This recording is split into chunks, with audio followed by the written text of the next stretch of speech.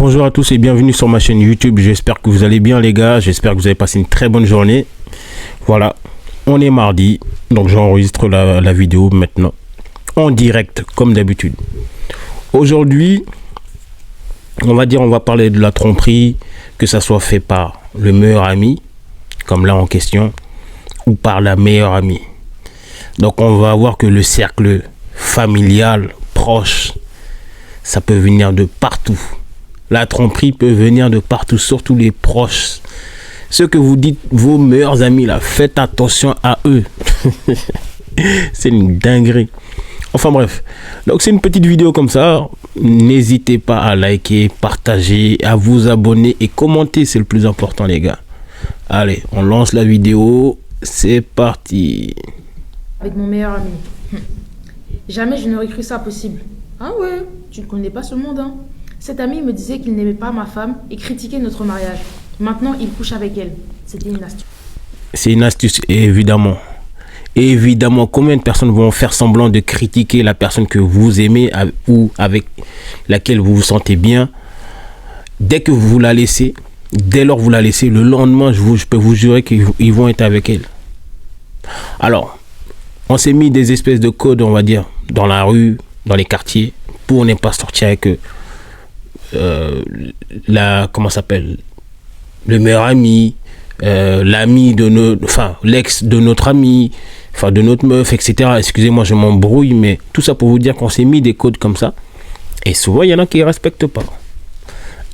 Après bon, moi je pars du principe aussi que ça dépend de l'importance qu'on a donnée à la meuf. C'est-à-dire que effectivement, si tu dis à tout le monde que cette meuf là tu la considères comme Tana, ne sois pas fâché quand quelqu'un, lui, va la récupérer malgré que tu l'as traité de Tana, que lui fasse du bien avec elle. Enfin, qu'il essaie de faire du sérieux avec elle. Donc, il ne faut pas être fâché dans la vie. Mais il y en a, ils se fâchent. Tu as dit à tout le monde que c'était une Tana et puis finalement, lui, il a réussi à bien la traiter. C'est pareil. Il y a des meufs, elles sont comme ça. Ouais, c'est un salaud, nanani, nana.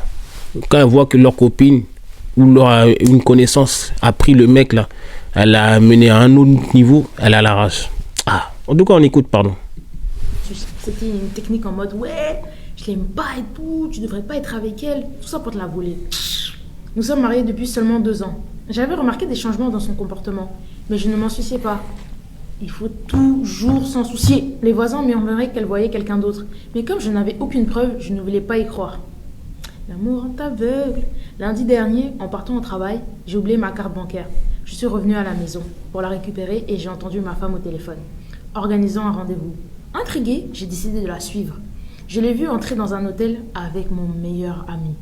Depuis, elle me supplie de le pardonner. Je l'aime tellement et je lui offre tout ce dont elle a besoin. Mais pourquoi m'a-t-elle fait ça? Parce que c'est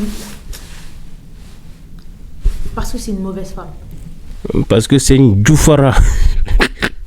Non, je rigole. C'est même pas ce mot-là. Ce mot-là, ça veut dire taper. C'est une poclée.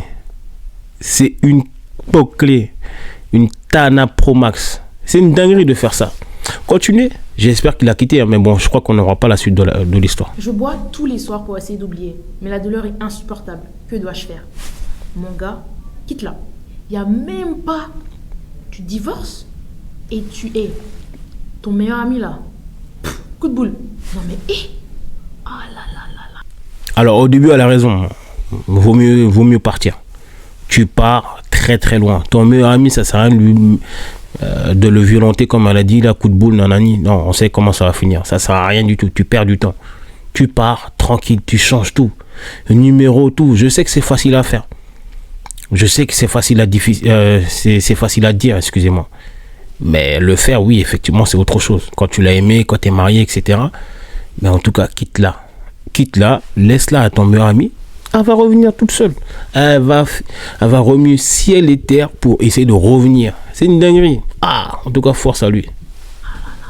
C'est incroyable. On peut faire confiance à personne. Personne. Les gens bien là, on souffre trop. On souffre trop dans ce monde.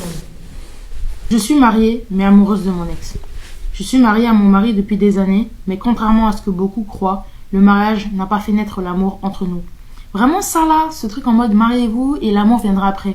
S'il est pas venu avant, s'il est pas venu pendant le mariage, pourquoi il viendrait après? Ah non. C'est vrai que moi je suis pas d'accord avec ça. C'est cette espèce de théorie qui dit que on peut se marier avec quelqu'un et être amoureux après. Bah, souvent tu peux faire 10 ans, 15 ans dedans et puis tu seras jamais amoureux. Donc ça reviendrait à dire que oui, tout le monde est là pour les intérêts. Chacun a son intérêt dans un couple.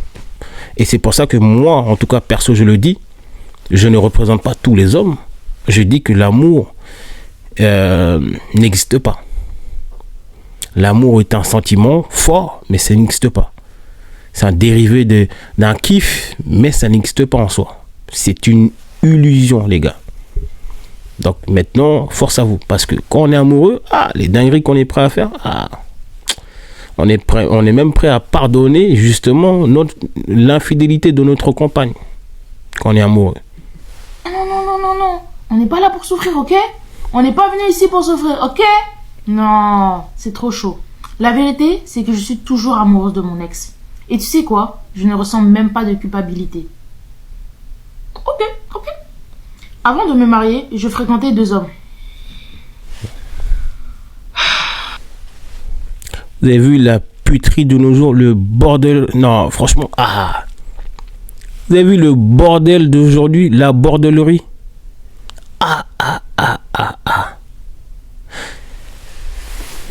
Et puis c'est pour ça qu'il y a des meufs, vous croyez que vous êtes les seuls à qui elles parlent. Mais c'est mort. Dans une relation, là, en tout cas au début de relation, avant même de vous fréquenter, soyez-en sûrs qu'il y a au moins 5-6 gars à côté de vous.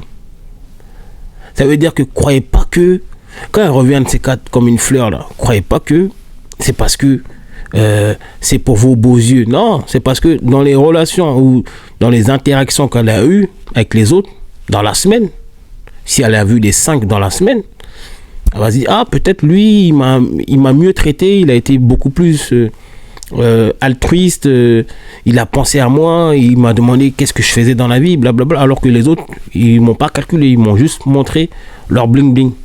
Et c'est pour ça que peut-être elle va venir vers vous. Mais sinon, si c'est pas ça, là, les gars, concurrence, dès le départ. C'est pour ça qu'il faut être détaché émotionnellement, les gars. Pourquoi vraiment, les gens comme ça, je ne comprends pas votre problème. Le tout timing comme ça, là. Wesh. L'un que j'aimais profondément, passionnément, et l'autre, mon mari actuel, qui était sérieux, stable, prêt à construire. Waouh, ok, je vois. Et ça m'a fait penser à un gars qui a dit dans un TikTok, les meufs, elles ont plusieurs choix. Donc les hommes, faites vite, bougez vite. Parce qu'en fait, une meuf, si elle veut se marier, elle a plusieurs choix. Donc, faut pas être nana, prendre son temps et tout. Parce que si la meuf, elle veut vraiment se marier, elle va prendre quelqu'un d'autre. Il n'y a pas de souci. Et je crois que c'est ce qu'elle a fait. Hein. Mon ex, lui, cherchait encore sa voie. Je voulais l'attendre, mais l'attente me semblait sans fin. Alors j'ai pris une décision et j'ai choisi celui qui était prêt. Aujourd'hui, je pense encore plus à mon ex, même dans l'intimité avec mon mari. Je dois imaginer... C'est une dinguerie ça, les gars. C'est vraiment une dinguerie, son nom. Même dans l'intimité, elle pense à lui. C'est-à-dire qu'elle l'a jamais oublié. Dès lors où vous êtes même en concurrence dans l'intimité, les gars, le match il est déjà perdu. Mais évidemment que le mec, c'est sûr qu'il est pas au courant. Putain, c'est une dinguerie. Et que je suis avec lui pour ressentir quelque chose. C'est comme si toute ma vie sexuelle était devenue un mensonge. Je croyais que ça passerait après le mariage, mais non, c'est pire. Mon mari ne se doute de rien. Je joue mon rôle, l'épouse douce, aimante. Et mon ex, il est en couple, lui aussi. Mais il me dit qu'il est malheureux, qu'il regrette notre séparation. Et moi aussi, je suis misérable. On est deux à être malheureux, séparés. Alors la go là, c'est bien fait pour toi. C'est même pas la faute du gars en soi, hein. C'est pas trop sa faute. Enfin, allons non. Mais ma go, si tu l'aimais vraiment l'autre, vraiment c'était ton gars, pourquoi tu l'as pas attendu? Genre, si tu l'aimais vraiment. En fait, ça nous montre, ou ça nous prouve que la vie est un choix. Il y a des meufs, elles vont vous choisir juste parce que elles ont déjà pensé à l'avenir. Parce que leurs copines, leur entourage leur mettent la pression entre guillemets pour qu'elle se marie, elles vont le faire. Celui qui va venir avec les intentions de la marier, s'il est prêt, stable, s'il est stable financièrement, etc., elle va le prendre alors qu'elle l'aime pas du tout. Alors que l'ex qui est vagabond, qui faisait rien, lui, elle l'a kiffé de fou. Mais comme elle s'imagine pas ou il n'est pas prêt à la marier, elle va aller dans le choix rationnel d'aller comment ça s'appelle, d'aller le marier, en vrai. Oui, elle va aller le marier. Et puis, c'est comme ça, hein. La vie est mal faite. T'aurais pas, attends. Je sais pas s'il avait un projet de vie, si je sais pas, tu vois, genre, si tu étais vraiment prête. Je sais que t'avais tes choix. T'avais déjà au moins 2 choix. Tu voulais te marier vite. Je ne sais pas pour quelle raison. Mais, tu l'as fait. Maintenant, faut assumer. Faut assumer. Ah, tu avais beaucoup de choix. Tu as choisi. Maintenant, faut assumer. Oh, vraiment là. Parfois, je pense à tout quitter. Mon mari, cette vie. Et j'espère que mon ex fera pareil, qu'il quittera sa copine. Mais même s'il ne le fait pas... Mais MDR, on a déjà vu ça dans la vraie vie. Hein.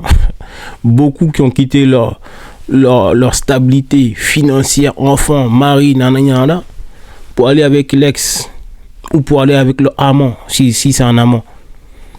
Quelques jours, quelques mois après, ils regrettent. Hein. Mais c'est déjà trop tard. Mais comme il y a des cons aussi dans la vie, il y a des cons, ces mariés-là, ils la reprennent. Je me dis que je serais peut-être mieux seule, plutôt que piégée dans une relation sans amour. Mais j'ai peur de tout perdre.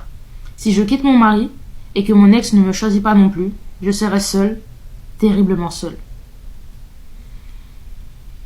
Ah Margot, voilà, genre, tu as fait ton choix, c'était le mauvais. Maintenant, moi je dis quitte-le.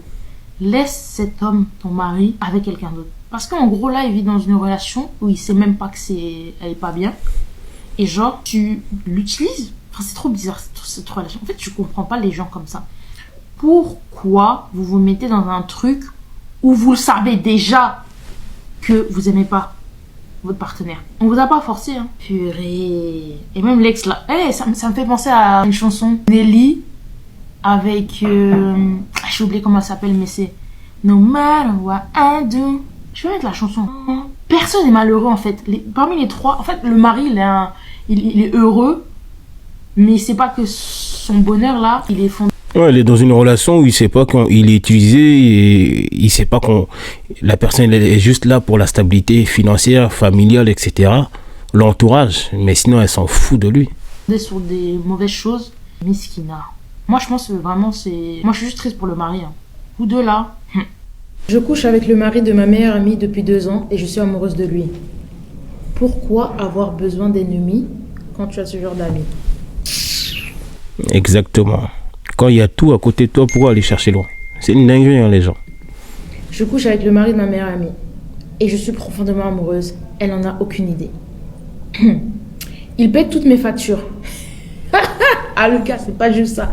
Il paye en plus les factures. Ah, et a même ouvert une grande entreprise pour moi. Il prend aussi soin de mes jumeaux depuis que leur père nous a abandonnés. Mais mon gars, si tu vas jusque-là, prends-la en deuxième femme. Non, même si ça va faire mal, mais... C'est vrai qu'au point où ils en sont, autant la prendre en deuxième femme, elle a raison. Mais bon, est-ce que sa première femme voudra? Est-ce que sa femme voudra? Et en plus, c'est vraiment de la tromperie du début à la fin. C'est de la trahison. Ta meilleure amie. Je sais que cela ne plaira pas à tout le monde. Mais vous devez comprendre qu'une femme amoureuse peut tout faire. Ça, on sait déjà.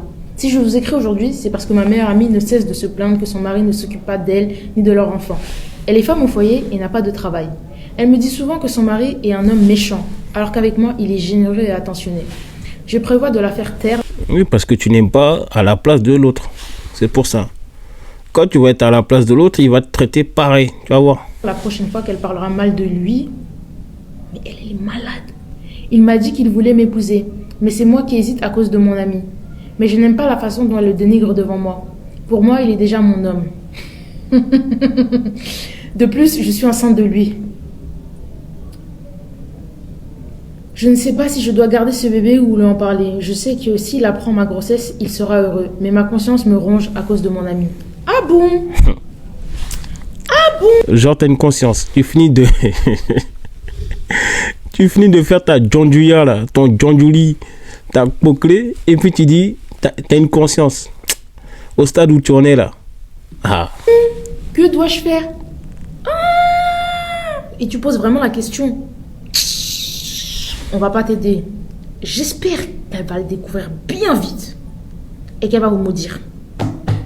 En fait, vous deux là, est-ce que ça me ferait plus mal venant de ma meilleure amie ou venant de mon mari? Les deux ont fauté, hein, du début à la fin. Le mari, je sais pas, il cherche quoi. T'as une femme, et nanani, t'as une femme. T'as voulu une femme au foyer, tu l'as. Donc c'est à cause de toi qu'elle travaille pas, en tout cas, selon les choix que tu lui as dit. Elle a pris ce choix de ne pas travailler. Et puis, tu préfères aller prendre sa meilleure amie, qui a 2 enfants en plus. Leur père les a abandonnés. Mais c'est pas ton problème, normalement. En plus, tu payes les factures de là-bas. Et tu délaisses ta femme. Non, franchement, il y a des hommes où vous n'êtes pas défendables, les gars. Franchement, c'est une dinguerie. Il y a des hommes où vous n'êtes pas défendables. Là, on peut pas défendre ça. Moi, je suis genre les deux. Les deux. Quand même. Ouais, parce que... Ah non, c'est une dinguerie. En tout cas, c'était une petite vidéo tranquillement. N'hésitez pas à liker, partager, commenter et vous abonner, les gars. Ah, je vous ai dit 2000, hein, 2000 abonnés. Bon, c'est encore loin, hein, mais faites-moi arriver au moins aux 1500, les gars. Hein? En tout cas, merci à vous. Donc, on s'attrape. À plus tard, bon courage.